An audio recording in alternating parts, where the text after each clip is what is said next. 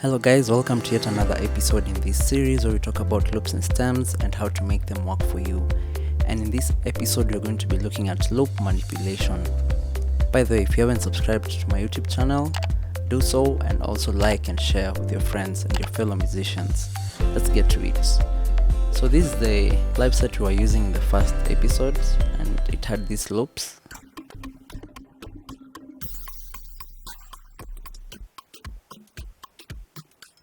And just to summarize how they sound.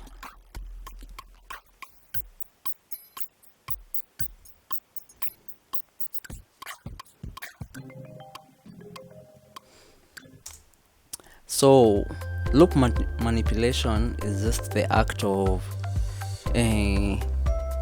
changing and tweaking the settings of your loop so that they can work for you in a certain setting or live set. So you're going to get what I mean in a few. So we're going to be looking at these settings that we have here, and the first one will be the start and the end. So these ones are just showing you when the loop is starting and when the loop is ending. Not really the loop, the audio, because for the loop it's different. So it's showing when the audio is starting and when it's ending. So for example, here it's been written 1.1.1 and then 9.1.1. So you'll see the start and the end, they're denoted by these markers. The second one here, those ones. So you can see as I adjust it, like right now I've put it at 4. You'll see the start has, the position has switched to 4. You can also change it manually just by typing in, and it will shift. So I'll just take it back to 1. So I don't know if I mentioned, but we have two views in Ableton. We have the session view and then we have the arrangement view. What you're seeing right now is the session view, and the arrangement view is this other side. And this session view is ideal for running loops, and then you'd run your stems in the arrangement view because of how the structure looks. So for the session view, it's ideal for running loops, and this is why. So we have this option for looping. So if I activate this, if I don't activate it, you can see this, it's already timed, so you can tell it's coming to a close, it's almost ending.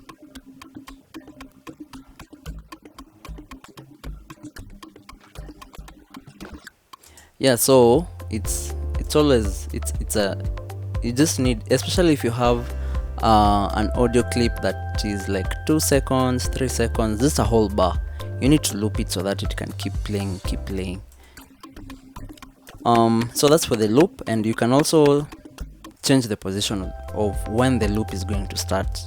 So for example, the instances where someone sent you an audio of a song, so maybe the audio had the intro and then had the loop itself, the percussion inside it. So it's the intro with the auxiliaries, the instruments, and then later on just the loop, just the percussion going on. So in such an instance, of course it will have to start at 1, but the loop will have to adjust it. So for example, let's say something like this. So let's assume the first part is the intro, and then now you're left with the percussive part, or just the part that you want to loop. So it won't go back to 1, it will now go back to 5, as you can see, and you can change it manually to 2. You also need to adjust the length because it travels like a block. So yeah, and then below it you have the signature and the groove, which are not really applicable in this series. And then next to it we have the warp, function.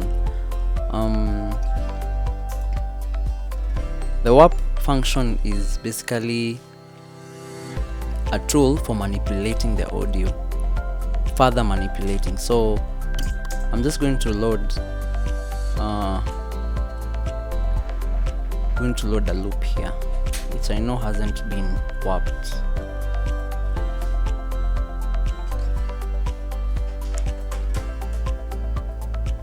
Let me just open it.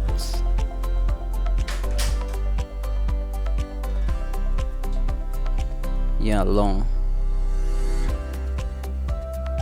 So one thing I'll have to mention is when you are being sent these ready-made loops, it's really important, really important for you to know the tempo of whatever you're dealing with. For example, most of my loops have tempos attached to them. For this one you can see it's 114. This one doesn't have, but it's usually 120. This one is 100, 94, 94, 117, 160, 99, 82. So why am I insisting on this? This is because when you warp such an audio, this is what will happen. Yeah, you see, there's a time I talked about the local tempo and the global tempo. So once you warp an audio file, it will mimic the global tempo. So if the tempo here was 114, it will mimic the 114. And in this local tempo, you really need to have like the tempo that you've been given, like that has been written here, it's what has to be written down here as well. So instead of 114, you need to change it to 82.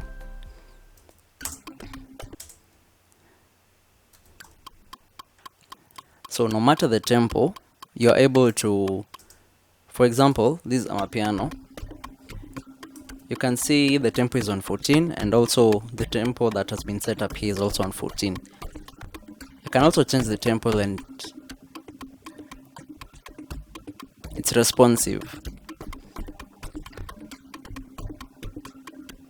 So having the local tempo right, having the accurate local tempo will help you to manipulate the audio accurately.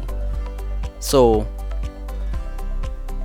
the next one will be this drop down menu that has beats and has all these.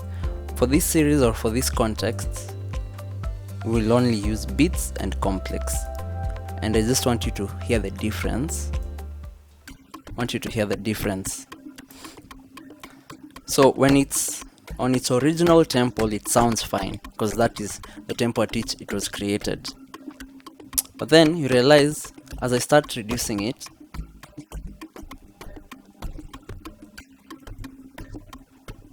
it's not sounding neat, it's sounding like it's being stretched. Yeah, and this is where the complex functionality comes in. You see right now it's more neat compared to the beats. Yeah, so anytime you find yourself in such a situation where you have to, like, maybe the original tempo for the audio is 100 but the tempo you're playing at is like 60 or 50, you need to change these to complex. And then down below it we have the BPM, the local tempo that we've talked about, and then we have these two functionalities, divide by 2 and times 2. So basically what they do, I'm just going to take it back to 114. So what divide by 2 does, it actually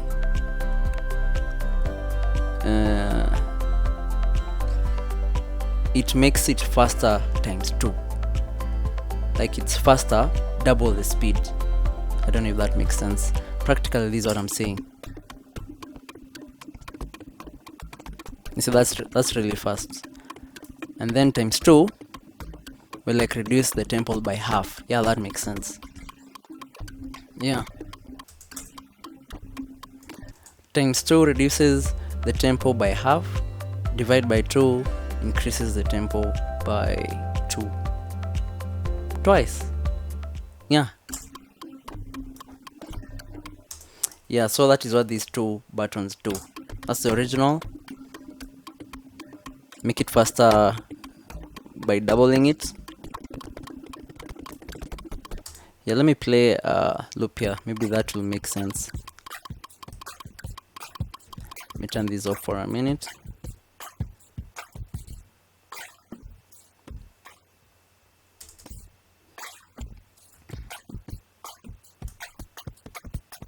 Yeah, you can hear the difference. So the next thing we're going to be looking at these loops is we have the gain here, and if you just want to increase the volume, it's not advisable to be using this gain if you have exhausted, unless you have exhausted your volumes up here, then now you can adjust the gain, but the gain can remain at 0, and then you can tweak the volumes using these faders. We have this pitch, so this one is just applicable when you're having melodic loops or melodic audios. So for example, I have one here. So if for example I wanted to transpose this audio, right now it's on E flat, if I wanted to take it to F, I'll take it up by a whole tone,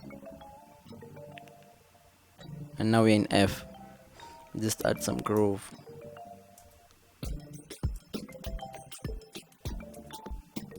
Yeah. So if I want to take it down again to E, back to the original key. Yeah, so anytime you're messing also with the pitch, this also needs to be at complex so that it can sound smooth. Yeah, and then the next thing we'll look at is the audio itself, and now this is where these complicated loops come in. So many a times when you're given a ready-made loop or audio, it can come with some issues. So for example, if we zoom into these, so I'm zooming using the plus button and the minus. Plus for zooming in, minus for zooming out. So if you come here and you pay attention closely, you can see the audio is not starting at the 1. You get like this downbeat. So what we call these, we call them transients. So it's not starting at 1. Yeah, if I compare it with this loop, you can see the downbeat is starting at 1. And you see it's aligned to the global tempo well. Let's go back to this happy. So you see it's clashing because it's not, the downbeat is not starting at 1. So what I normally do, I'll just come here, and normally Ableton, once you warp it, it will analyze the audio and it will map out the transients for you. So the transients, as we've said, are the downbeats. For example, in this loop, the most prominent downbeats we have are for the kick and for the claps. Go back there, so you can see the kick, clap, kick, clap, kick, clap, kick, clap. So yeah, so if you're coming back to this happy loop, I will come back and look for this transient. Like you'll see, like you can see this one has been marked there, you can see another one and another one. So I'll come here and then I'll right click and I'll have it set 1.1.1 here. And then of course so what I've adjusted is the start where the audio is starting, and then also the loop, I'm going to adjust it, and now you can hear it's aligned to the tempo. So once you do that, you also need to adjust the end so that it can end at the right place. So let's hear that.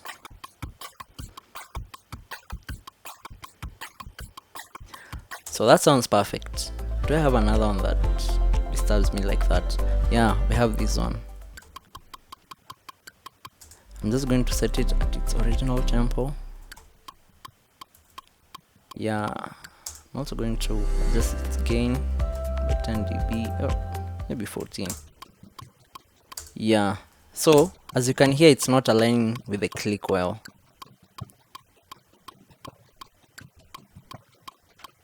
So I'm just going to come here and do that again. Right click on the transient on the first downbeat and then set 1.1 there.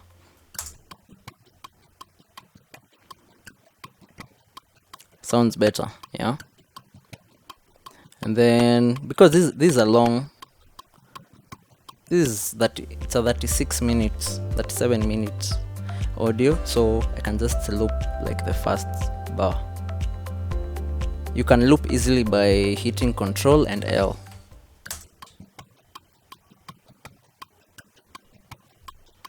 Yeah, that's better. So that's much about it when it comes to manipulating the loops.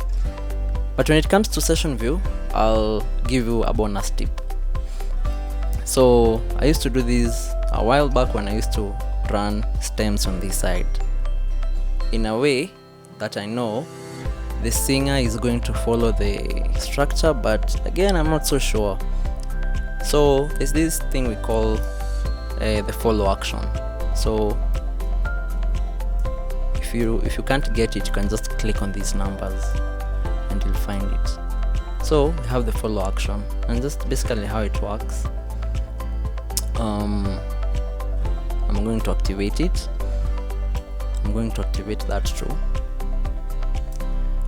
So once you activate the follow action, you see there too the difference between these place buttons. Yeah, so we have the tempo. So these are just scene settings. We have the tempo, which you can adjust here. If I set it at 113, you'll see the difference. You will see it reflecting here, but let's take it back to 114, the time signature there. So for the follow action, you have two options here. We have this drop down menu and this other drop down menu. We are gonna dwell on the first because I think I once mentioned this can be used by DJs. So we usually have two sides. Let me see how it's described. Yeah, so we have for side A and for side B, but in this context we're just going to be using one side A. And in the options we have the first one, no action, like don't do anything. The second one is stop, play again, go back to previous, go next, go to the first scene, go to the last scene, go to any, which I don't know how you use that, go to other, I also don't know how you use that, then jump. But we are going to use the stop, previous and next. So for example, we have this Amapiano loop, and I'm just going to set it to next. And then the trap one, I'm going to set it to previous, and let's see what happens. So down here we have the action time, like for how many bars do you want this to go on for. So you need to be accurate with that as well. So I've set it to 8 bars.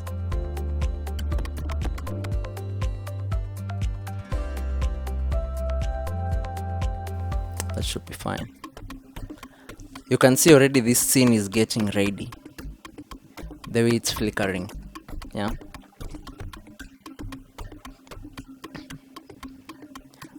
I should be expecting some change soon. Yeah, so it has just switched automatically. And because in this one we set to go back to previous, you can see this one is getting ready. Yeah,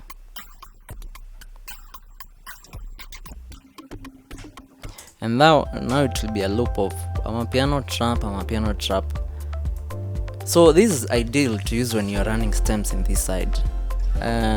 Other options include you can play next again, but as you can see now this Afrobeat doesn't have a follow action. So the Amapiano is going to go for 8 bars, then trigger the trap part, and then trigger the Afro part, which is going to loop forever now.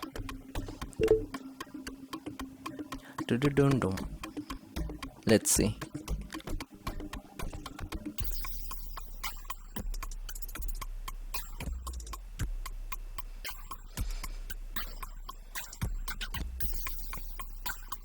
In the last part,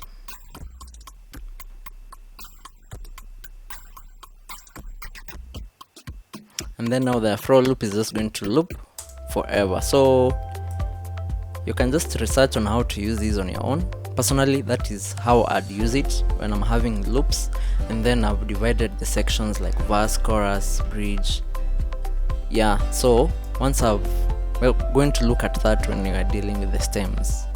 So when we look at stem manipulation, we're going to look at it from the arrangement point of view and also from the session view point of view. So we also have this can have this last option for stopping. Yeah, so once trap plays after 8 bars, it's supposed to stop. Alright, last one.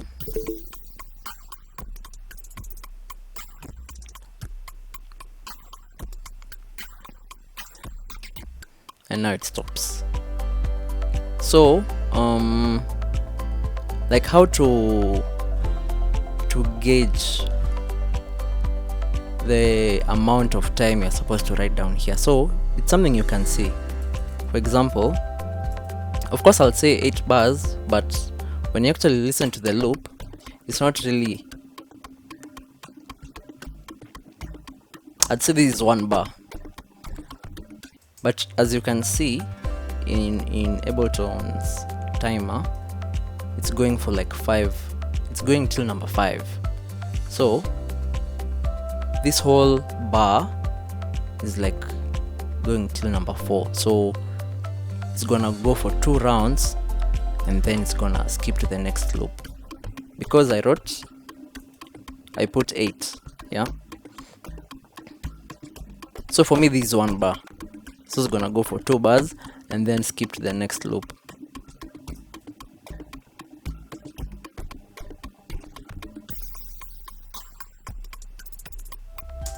Yeah, so in summary, what we've looked at warping, we've looked at the start end, the position length, the local tempo, the divide by 2 times 2, the gain and the pitch, and how to manipulate these transients in case your audio is not working for you. And last but not least, we've looked at the follow action. See you in the next. Have a good one.